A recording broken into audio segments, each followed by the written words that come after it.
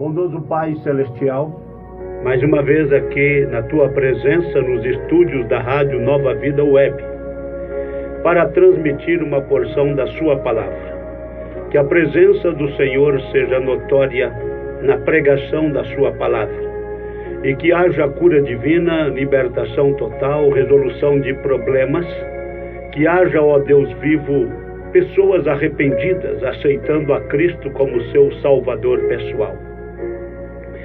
Senhor, Tu sabes, Tu conheces as necessidades de cada um de nós. Agora há pouco estive no hospital visitando o Arthur, filho da irmã Daniele. Ó Deus, peço que o Senhor abençoe ricamente aquela criança. Abençoe também toda a sua família, sua mãe, seu pai, seus irmãos. Pai, mantenha suas mãos estendidas sobre eles, respondendo às necessidades de cada um deles. Ó Deus, abençoe todos os ouvintes que estão agora atenciosamente acompanhando este programa. Abençoe suas famílias, que as bênçãos do Senhor sejam extensivas a todos os que estão sendo representados através dos ouvintes. Faça uma obra completa em nosso meio, em nosso coração. Envia-nos o Espírito Santo para vivificar a Tua palavra em nosso meio, em nossa vida, em nome de Jesus Cristo. Amém. Nós vamos ler nesta noite, meus amados, no capítulo 2 da carta de Paulo aos Efésios. A salvação é pela graça. Todos nós queremos ser salvos. Você também não quer ser salvo? Claro que você quer. Se for pôr para você escolher, é claro que você não vai querer ir para o lago de fogo. Você não vai querer ser destruído totalmente, aniquilado. Este é o fim de todos os ímpios, de todos os soberbos, todos os incrédulos, todos aqueles que realmente não querem nada com Cristo. Lembrando que a salvação é só em Cristo. Fora de Cristo não tem salvação. Ele é o único Salvador. Compreende o que digo? Então vamos aqui no capítulo 2 da carta de Paulo aos Efésios, onde fala sobre a salvação sendo de graça. Paulo disse: e vos vivificou, estando vós mortos em ofensas e pecados, em que noutro tempo andastes, segundo o curso deste mundo, segundo o príncipe das potestades do ar, do espírito que agora opera nos filhos da desobediência, entre os quais todos nós também antes andávamos nos desejos da nossa carne, fazendo a vontade da carne e dos pensamentos, e éramos, por natureza, filhos da ira, como os outros também. Mas Deus, que é riquíssimo em misericórdia, pelo seu muito amor com que nos amou, estando nós ainda mortos em nossas ofensas, nos vivificou juntamente com Cristo. Parênteses. Pela graça sois salvos. E nos ressuscitou juntamente com Ele e nos fez assentar nos lugares celestiais em Cristo Jesus. Para quê? Para mostrar nos séculos vindouros as abundantes riquezas da sua graça, pela sua benignidade para conosco em Cristo Jesus. Porque pela graça sois salvos, por meio da fé. E isso não vem de vós, é dom de Deus. Então nós vamos a este destaque. Porque pela graça sois salvos. Como? Por meio da fé. E isso não vem de vós, não procede do homem, não procede da mulher. É dom de Deus. Então a salvação é dom de Deus. Não vem das obras para que ninguém se glorie. Porque somos feitura sua, criados em Cristo Jesus para as boas obras, as quais Deus preparou para que andássemos nelas. Meus preciosos irmãos, na verdade, você precisa parar e refletir, fazer as análises necessárias. Você tem que saber que um dia você vai ter que prestar contas diante de Deus, o Criador. Não vai escapar ninguém. Todos, absolutamente todos, irão ter que prestar contas diante de Deus. Aqueles que não querem nada com Deus, não querem nada com sua palavra, rejeitando a Cristo, rejeitando a sua palavra, especialmente a mensagem do dia, a mensagem da hora, eu quero que todos saibam que nós temos uma mensagem específica. Nós temos uma mensagem real, verdadeira. Nós temos aprendido, através desta mensagem, que Deus tem trabalhado com o povo durante 7 eras da igreja. Nós temos aí no capítulo 2 e 3 do livro do Apocalipse o nome das 7 eras das 7 igrejas que existiam na Ásia Menor, as quais são Éfeso, Esmirna, Pérgamo, Tiatira, Sardes, Filadélfia e Laodiceia. Cada uma daquelas igrejas tinham características que apontavam, cada uma por si, um período de tempo sobre a terra. São 7 eras, por conseguinte, são 7 períodos de tempo. Em cada período, Deus iria tratar com os seus eleitos. Na primeira era da igreja, representado pela igreja de Éfeso, nós tivemos Paulo, o apóstolo. Ele foi o primeiro mensageiro da primeira era da igreja. Quando Paulo saiu de cena, logo já entrou a segunda era, Esmirna. E nós temos Irineu. Na sequência, ele foi o segundo mensageiro da segunda era da igreja, Esmirna. Depois nós temos Éfeso, Esmirna, Pérgamo. O Pérgamo foi São Martim. São Martim foi o mensageiro da era de Pérgamo. Depois tivemos Tiatira. Tiatira, nós temos um outro mensageiro. Vamos então lembrar de cada um deles. Paulo, Irineu, São Martim. De Tiatira foi São Columba. Depois, na quinta era da igreja, depois de Tiatira, vem Sardes, que foi Martinho Lutero. Ele foi o mensageiro da quinta era da igreja.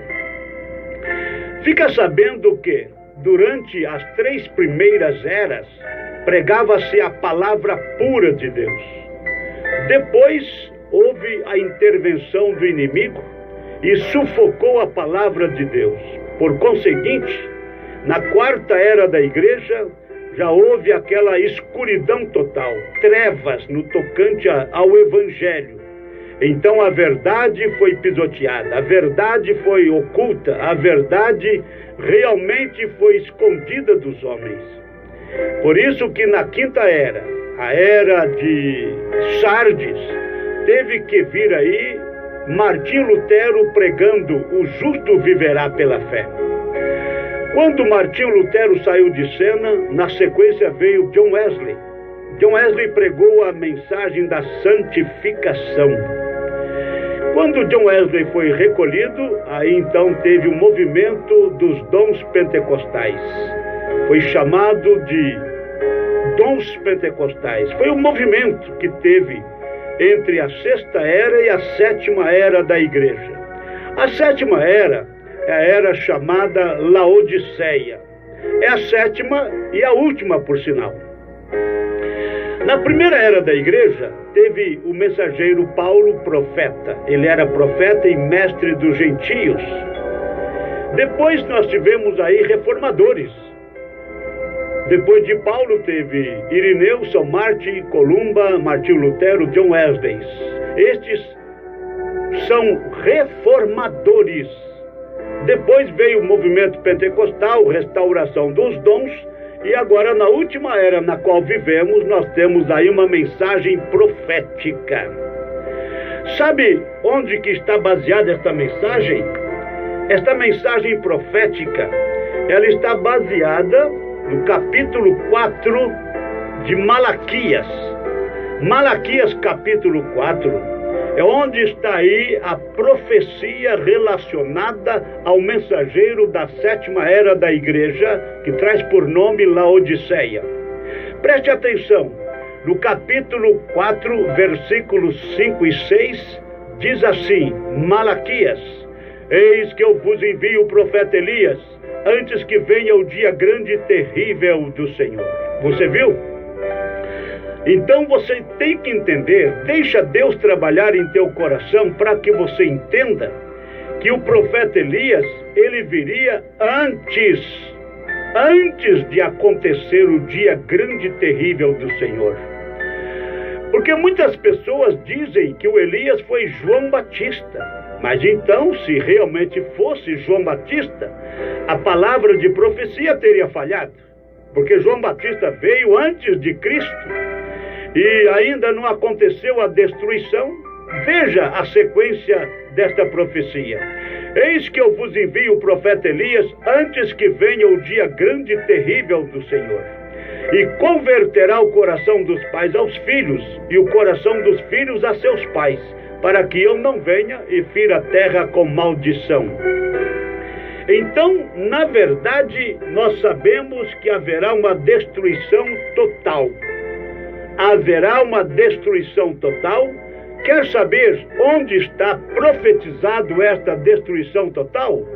É aqui no capítulo 4 mesmo, onde você está ouvindo a partir do versículo 1. Profeta Malaquias, capítulo 4. Porque eis que aquele dia vem ardendo como forno. Todos os soberbos e todos os que cometem impiedade serão como palha. E o dia que está para vir os abrasará, diz o Senhor dos Exércitos, de sorte que lhes não deixará nem raiz nem ramo. Você viu que destruição será esta? Não vai sobrar nem raiz nem ramo. Vai lamber tudo, vai queimar tudo, vai aniquilar tudo. Porque eis que aquele dia vem ardendo como forno. Todos os soberbos e todos os que cometem impiedade serão como palha. Vai ser queimado naturalmente. E o dia que está para vir os abrasará, diz o Senhor dos Exércitos. Não é o profeta falando. Ele bem que deixou claro. Diz o Senhor dos Exércitos. E o Senhor dos Exércitos é o próprio Deus. Veja, e o dia que está para vir ainda não aconteceu.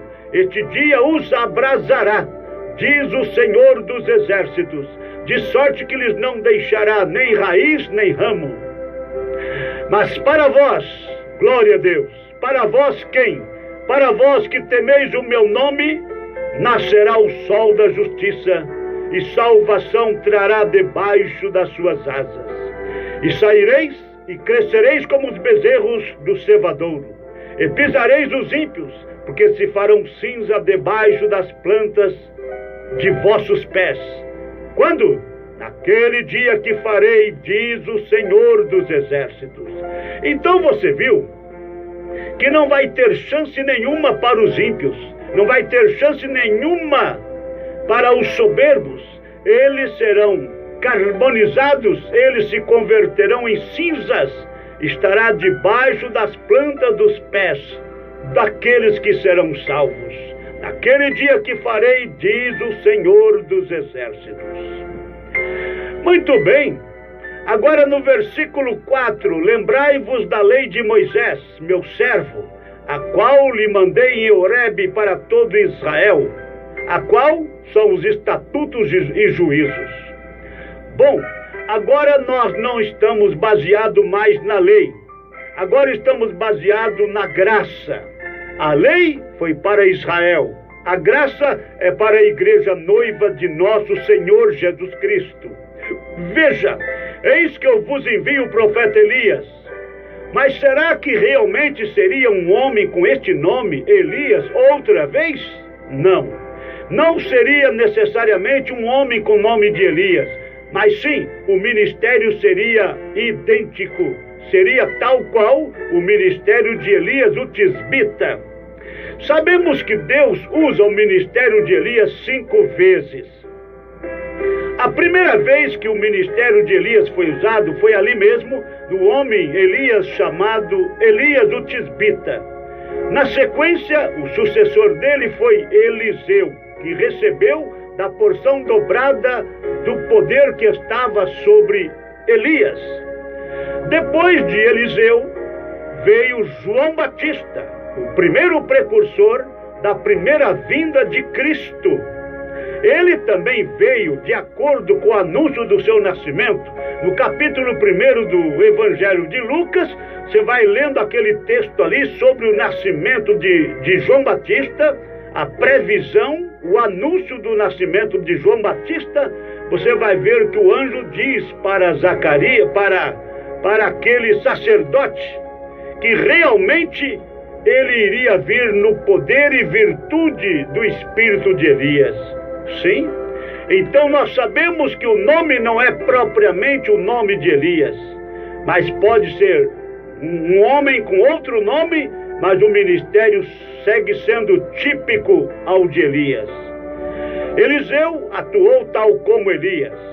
João Batista atuou tal como Elias e Eliseu. Agora, nos últimos dias nos quais estamos vivendo, teria que ter este Elias profetizado em Malaquias capítulo 4, verso 5. Eis que eu vos envio o profeta Elias. Quando? Antes que venha o dia grande e terrível do Senhor.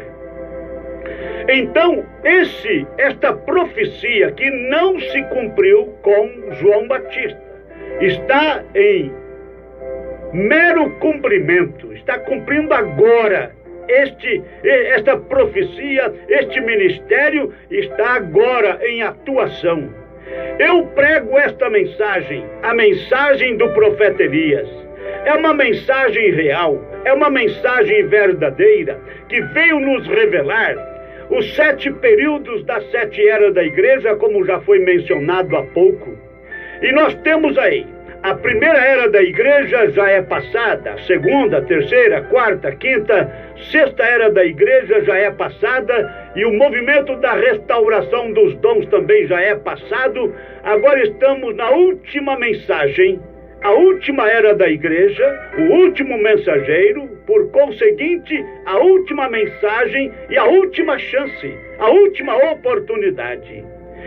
No tempo de Paulo, Deus recolheu o grupo eleito. No tempo de Irineu, Deus recolheu o grupo eleito. E assim sucessivamente em cada uma das eras. Nos últimos dias, nos quais vivemos, Deus tem também um grupo de eleitos, dos quais eu faço parte. Você também não crê que faz parte deste grupo? Mas você diria, mas eu ainda não aceitei a mensagem. Mas você tem esta oportunidade, você tem esta chance para aceitar esta mensagem. Agora, eu citei o nome de todos os mensageiros do passado: Paulo, Irineu, São Martin, São Columba, Martinho Lutero, John Wesley. E da 7ª era, onde está ele? É William Marion Branham. William Marion Branham, um norte-americano, na verdade de descendência holandesa. Ele viveu nos Estados Unidos, nasceu no dia 6 de abril de 1909, e ele pregou o Evangelho por mais de 30 anos, trazendo toda a revelação da Bíblia Sagrada, a revelação de todos os mistérios contidos na Bíblia Sagrada. Lembremos também que a Bíblia Sagrada é a palavra de Deus. Ela é cheia de mistérios, cheio de parábolas, termos parabólicos. Ninguém pode entender as parábolas, ninguém pode entender os mistérios se o Espírito Santo não revelar. Como eu tenho pregado aí já por 2 vezes consecutivamente, falando sobre o guia. Deus sempre teve um guia sobre a terra. Então, em cada era da igreja, Deus enviou um guia, um profeta, um reformador. Como já disse, a primeira era da igreja, representada pela igreja de Éfeso, foi Paulo, o apóstolo, profeta e mestre dos gentios. Depois nós tivemos aí 5 reformadores.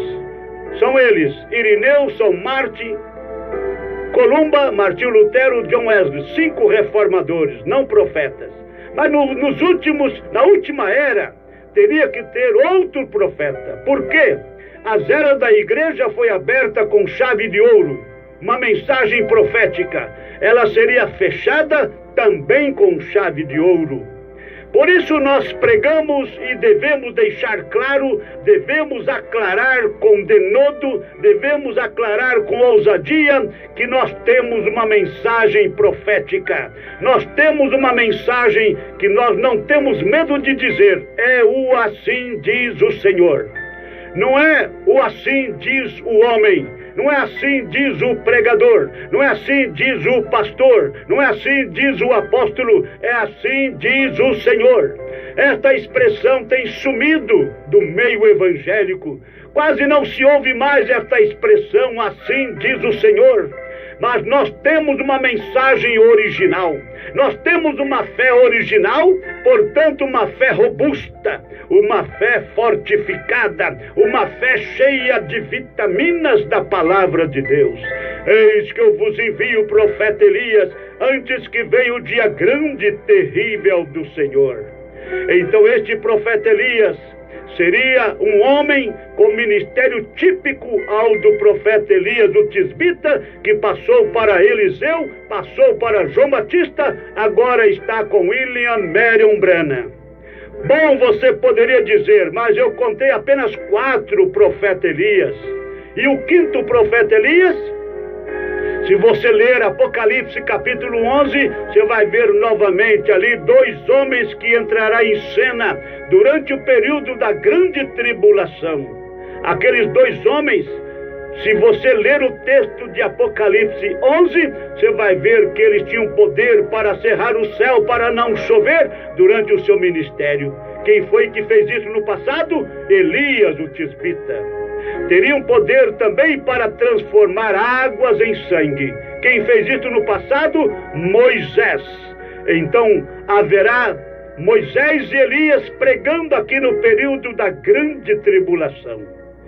Na verdade, quem vai pregar a mensagem vai ser o Elias, o tisbita. Ele não morreu. Se você conhece a história de Elias, ele não morreu. Ele foi transportado em uma carruagem de fogo, com cavalo de fogo, para a presença de Deus. Ele está guardado para o dia e hora, para o momento certo dele se manifestar na Palestina outra vez. Ele vai se manifestar ali na Palestina outra vez. Ele vai pregar para Israel. A Bíblia diz, através do profeta Isaías, porventura nasceria uma nação em um só dia? Por incrível que pareça, parece ser inacreditável, mas realmente Israel, com a pregação do profeta Elias ali, quando isto acontecer, está já para acontecer, Israel, como nação, vai aceitar a mensagem de Elias. Sabe qual é? É a mesma que nós pregamos aqui. Nós pregamos a mensagem de Elias, e Elias vai pregar a mesma mensagem, do jeitinho que você está ouvindo aqui, do jeitinho que você tem ouvido todo o tempo aqui através desta emissora amiga.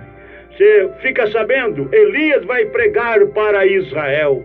Israel vai ter que se dobrar diante de Jesus Cristo. Israel rejeitou a Cristo. Israel mandou matar a Cristo. Israel mandou crucificar a Cristo.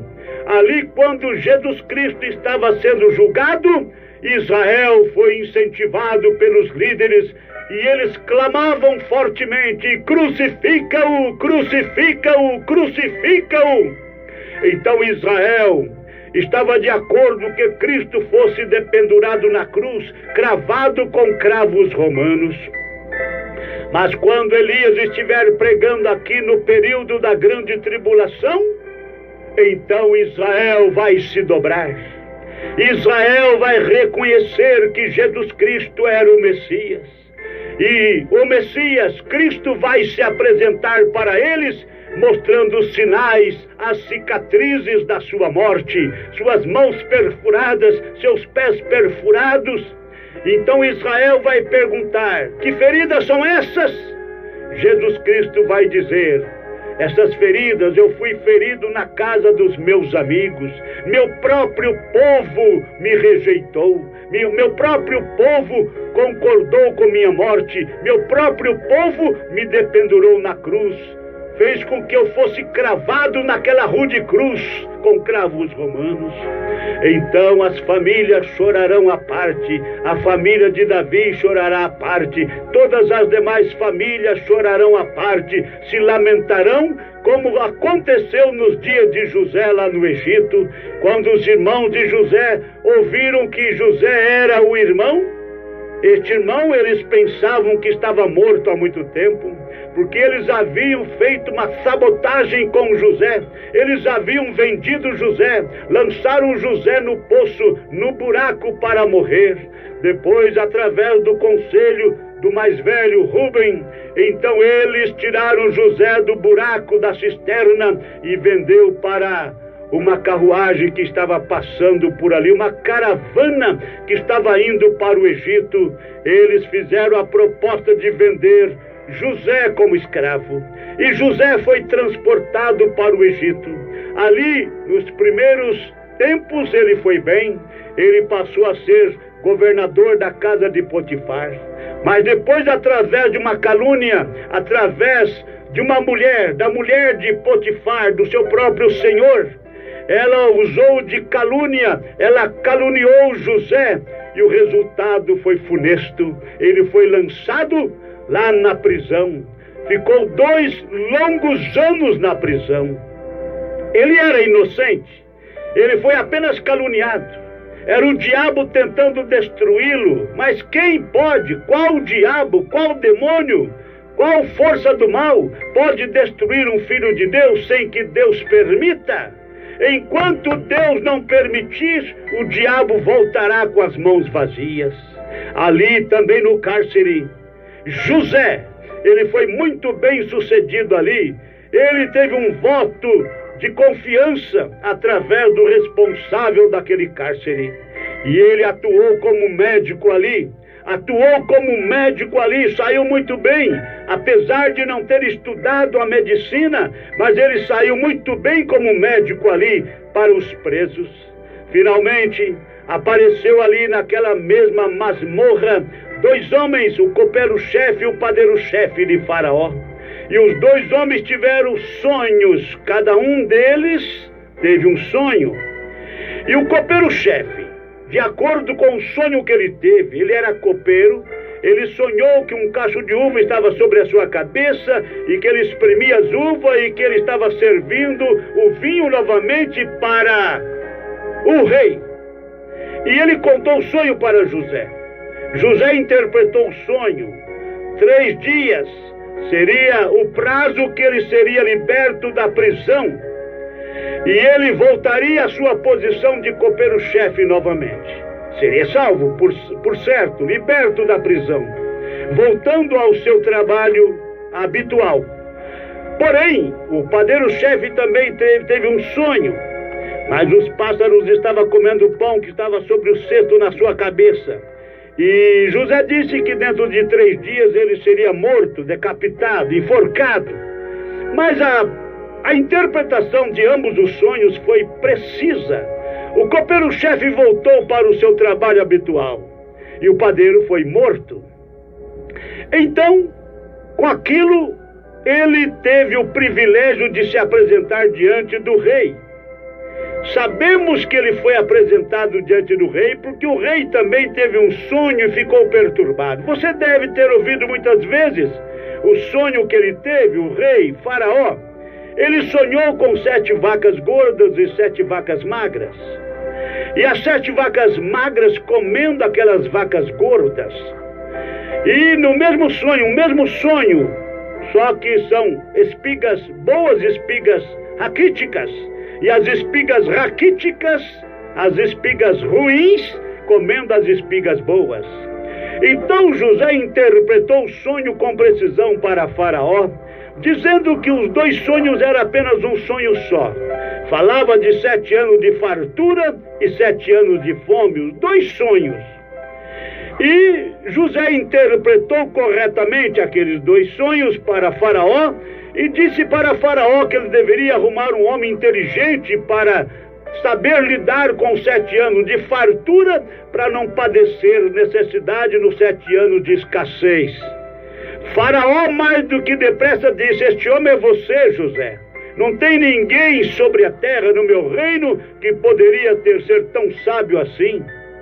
Então você vai tomar a direção, você vai administrar tudo, você vai administrar o meu reino, você vai lidar com esses 7 anos de fartura para você saber lidar com os 7 anos de escassez. Então tudo isso aconteceu e José passou a ser a segunda pessoa no reino, e Faraó deu até o seu anel para José. José estava num posto tão alto que quando ele saía, os arautos saíam na sua frente, os trombeteiros saíam na sua frente, tocando a trombeta dizendo: José está vindo. E todos que estavam trabalhando teriam que se dobrar, teriam que se curvar, ajoelhar. Estivesse fazendo o que estivesse fazendo, eles teriam que parar com seus trabalhos, com seus movimentos e se ajoelhar diante de José. Que posição estava José? Era o segundo depois de Faraó. E nesta posição de governador, sendo a segunda pessoa depois de Faraó, foi nesta ocasião que os irmãos dele foram até o Egito para comprar cereal. Só no Egito é que tinha.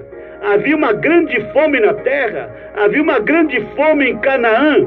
E os irmãos de José, amando de Jacó, pai deles, foram para o Egito, atrás daquele homem inteligente, atrás daquele homem sábio, para comprar cereal. Chegando lá, na primeira vez não, mas José trabalhou com sabedoria com eles. Se você quiser, leia a história de José no Egito. É no livro de Gênesis, veja ali pelos capítulos 40, 43, 44, por ali. Você vai ver a história de José no Egito. Vai ver como os irmãos dele ficaram com medo, amedrontados. Por quê? De repente José se revelou. De repente José se identificou e eles ficaram com medo da vingança. Porque eles tinham maltratado José, tinham perseguido José, tinham vendido José para a caravana que estava em direção ao Egito. Agora, quando souberam que José era o grande homem no Egito, o governador no Egito, e que ele estava administrando tudo ali, então eles ficaram com medo de uma possível vingança. E ficaram todos murmurando entre si, reclamando: agora sim ele vai vingar de nós, agora sim ele vai desforrar. Mas José então disse: não, nada disto vai acontecer.